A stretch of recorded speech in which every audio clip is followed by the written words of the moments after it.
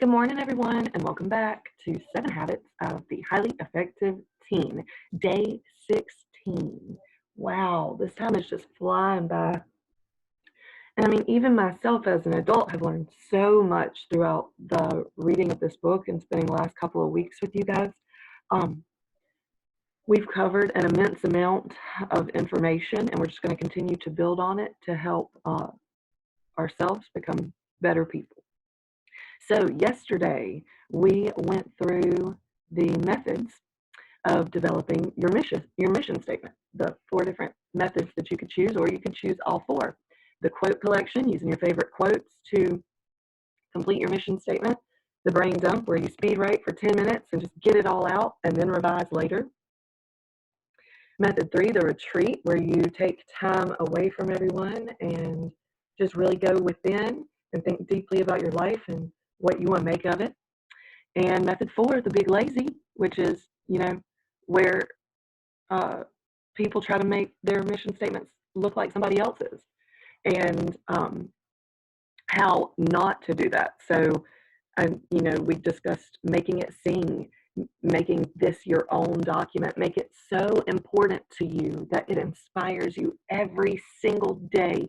And when you read it, your heart flutters with excitement because it knows that you're on the right track. Okay, so let's move on to our next session, which is 3 watchouts. Okay, so we're striving with the end in mind, and we're trying to develop a personal mission statement, and we're possibly going to come into some dangerous roadblocks. Okay, so we need to watch out for these roadblocks. Watch out number 1, negative labels. Have you ever felt labeled by others in a negative way, by your family, teachers, or friends?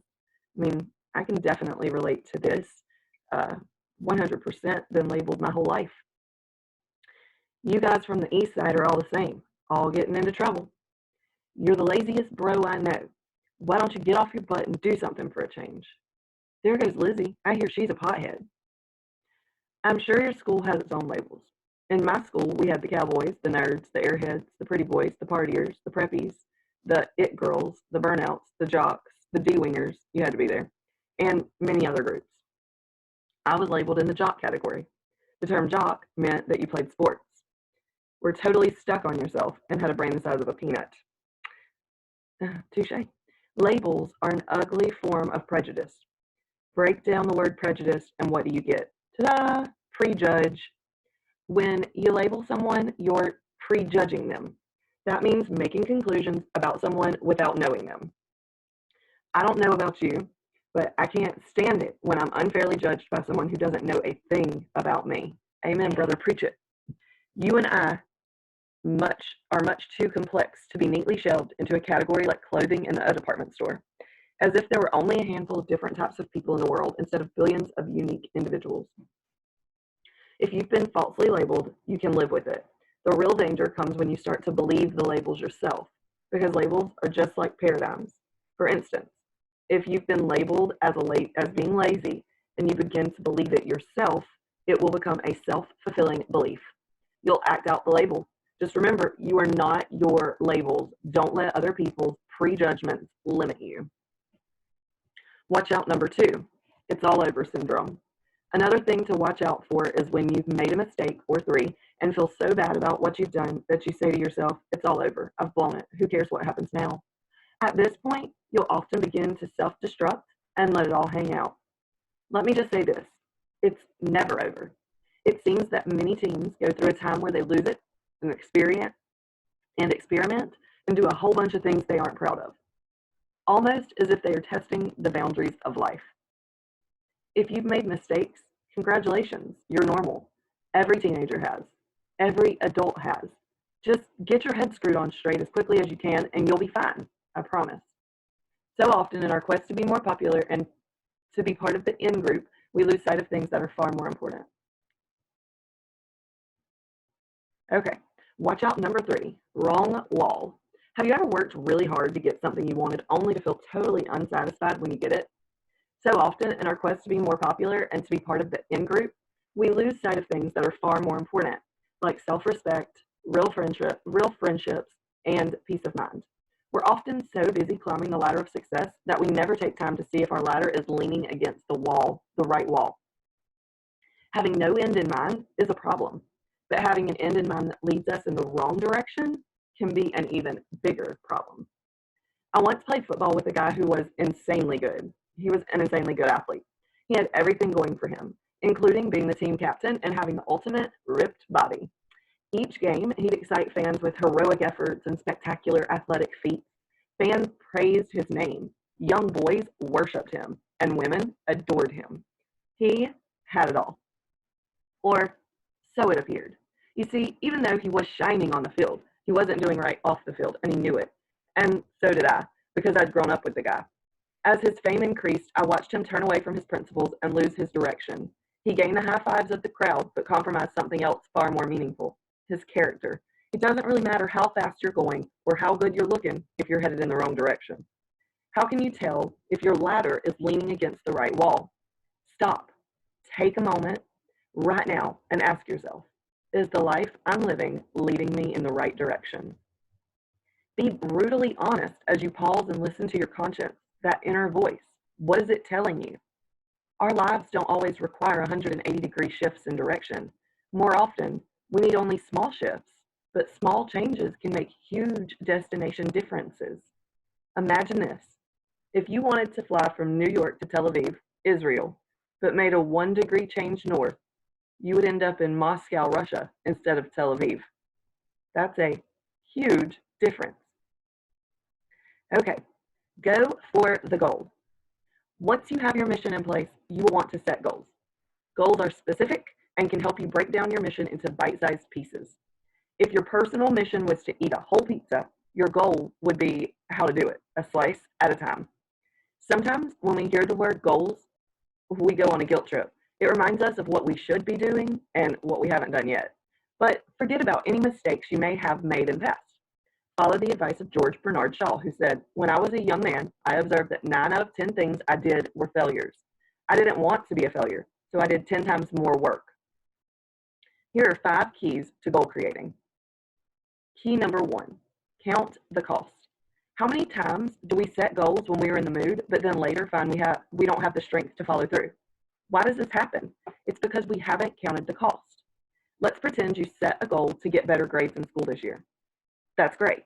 But now, before you begin, count the cost. What will it require? For instance, you will have to spend more time doing math and grammar and less time trolling the internet. You will have to stay up late some nights. Finding more time for schoolwork might mean watching less TV or staying in on a Friday once in a while. Now, having counted the cost, consider the benefits. What good grades bring you? What could good grades bring you? A feeling of accomplishment? A scholarship to college? A good job? Now ask yourself, am I willing to make that sacrifice? If not, then don't do it. Don't make commitments to yourself you know you're going to break because you'll take withdrawals from your personal bank account. A better way to make the goal more bite-sized. Instead of setting a goal to get better grades in all your classes, you might set a goal to get better grades in just 2 classes. Then next semester, take another bite. Counting the cost will always add a touch of needed realism to your goals. Number 2, write it out. It's been said, a goal not written is only a wish. There are no ifs and buts about it. A written goal carries 10 times the power. A young woman named Tammy told me how writing down her goals helped her eventually choose the right person to marry. Tammy had been in an emotionally abusive relationship with a guy named Tom for several years and felt trapped. They were codependent and she was miserable. A visit with a trusted friend one day finally gave her the inner spark she needed to make a change. This is an excerpt from Tammy's journal when she was 18. Just yesterday, I found enough strength and strong will to leave Tom and the environment I was part of for the past 2.5 years. I needed to make a 180-degree change in order to find inner strength enough to succeed. I drew up a mental picture of where I wanted to be in 5 years and how I wanted to feel. I had a vision of being my own person, of having the strength to make good decisions. For my life, and most of all, being with someone in a good, healthy relationship. I came up with a list of qualities I wanted in a relationship, and I think I'll write them down now for future reference.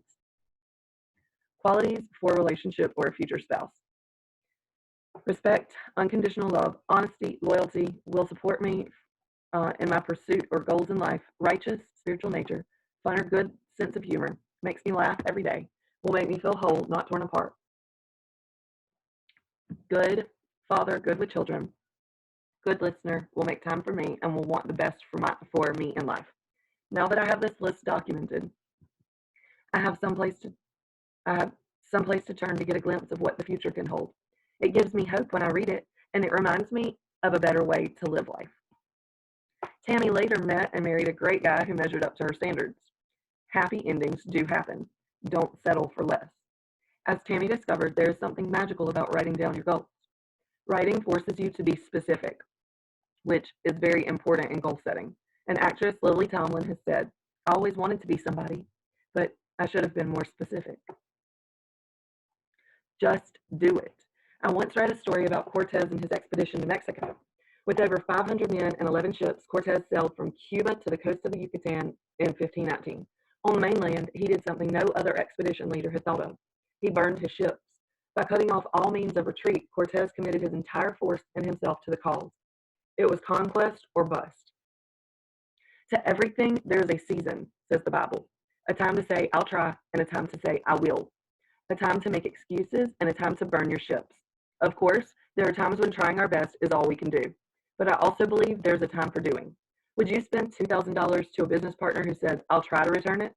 Would you get married if your partner, when asked to take you as their lawfully wedded husband or wife, said, "I'll try"? Am I making sense? I once heard a story about a captain and a lieutenant. "Lieutenant, would you please deliver this letter for me?" "I'll do my best, sir." "No, I don't want you to do your best. I want you to deliver this letter." "I'll do it or I'll die, sir." "You misunderstand, Lieutenant. I don't want you to die. I want you to deliver this letter." Finally, the lieutenant caught on and said clearly, "I will do it, sir." Once we are fully committed to doing a task, our power to complete it will increase. "If you do the thing," said Ralph Waldo Emerson, "you will have the power." Each time I have committed myself to a goal, I seem to dig up gold mines of willpower, skill, and creativity I never thought I possessed. Those who are committed always find a way. The following passage by writer W.H. Murray is one of my all-time favorites.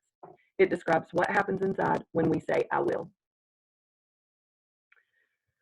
Until one is committed, there is hesitancy, the chance to draw back, always ineffectiveness.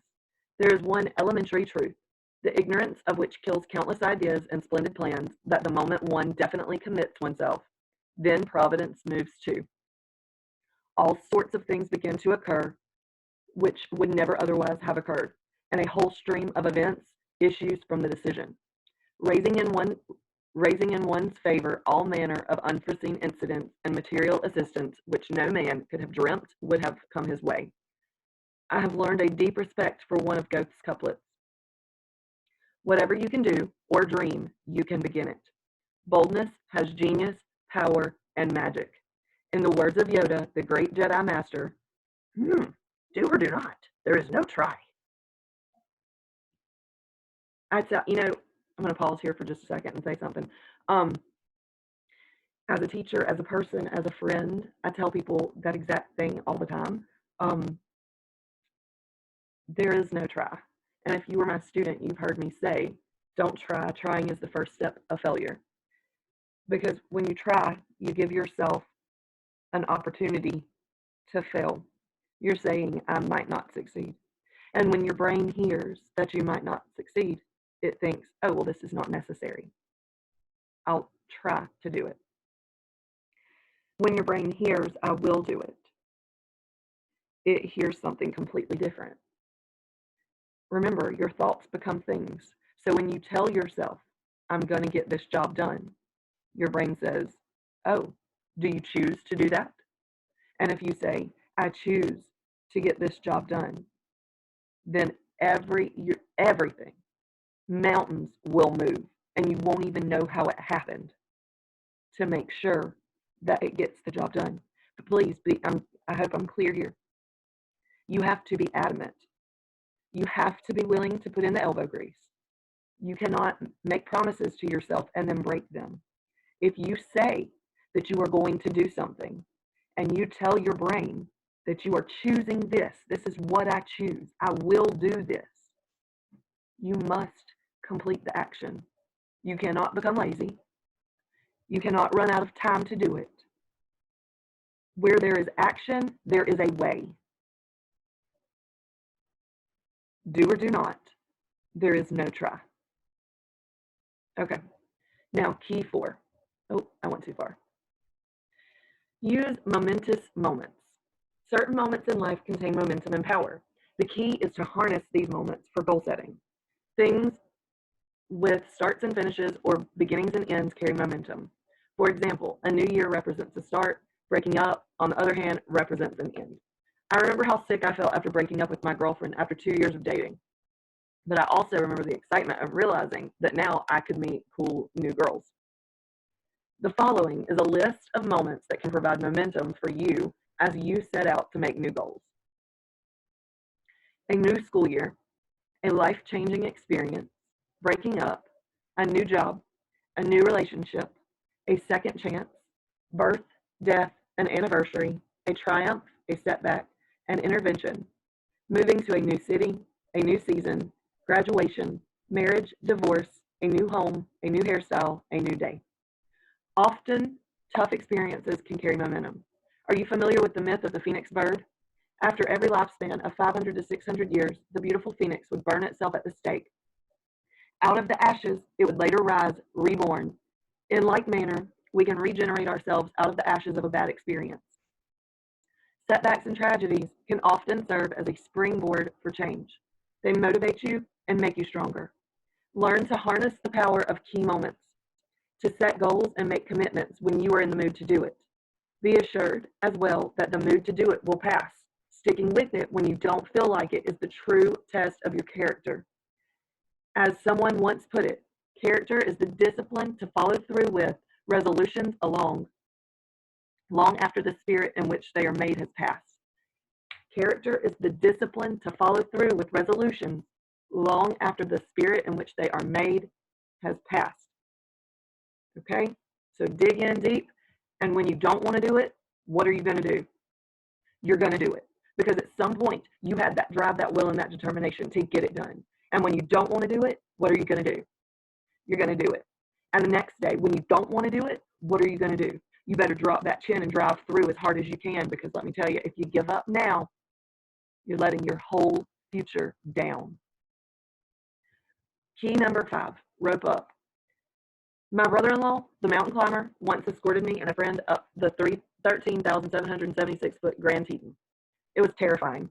As we ascended, the mountain turned vertical.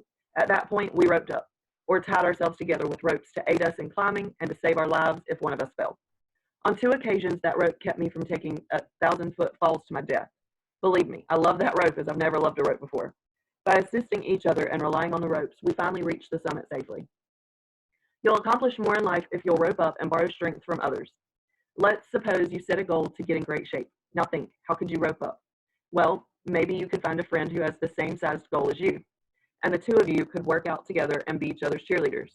Or maybe you could tell your parents about your goal and get their support. Or maybe you could join an online community with others who are trying to get into shape. Get creative. Rope up with friends, brothers, sisters, boy or girlfriends, parents, counselors, grandparents, pastors, or whomever else you can. The more ropes you have out, the greater your chances for success. Surround yourself by people who are being successful also. People who you know have put a plan into action and have been successful with it.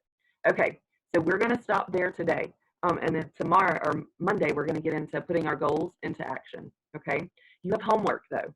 So what I want you to do is I want you to think. What is a goal that I can set for myself that I can achieve? And give yourself a time limit. Don't allow, don't just say, okay, I'm going to become a better person. That goal's a cop-out, okay?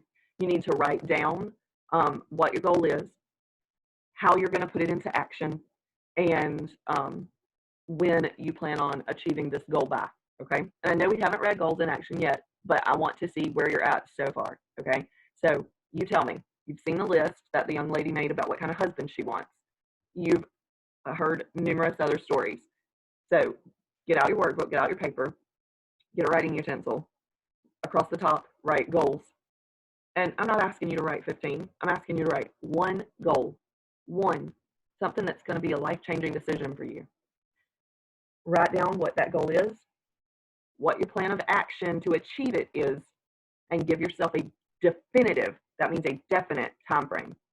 And I want you to write that date down, because when you put that date and that goal and that plan onto paper and you can see it, you can see what it's going to take to make it happen, and then you tell yourself, I will do this, I will get this done, I choose to reach this goal, then I have every belief in you that you will be successful. All right, folks, that's it for today. I hope you have a wonderful weekend, and I hope you've enjoyed today's lesson. I will see you on Monday. Toodle-doo.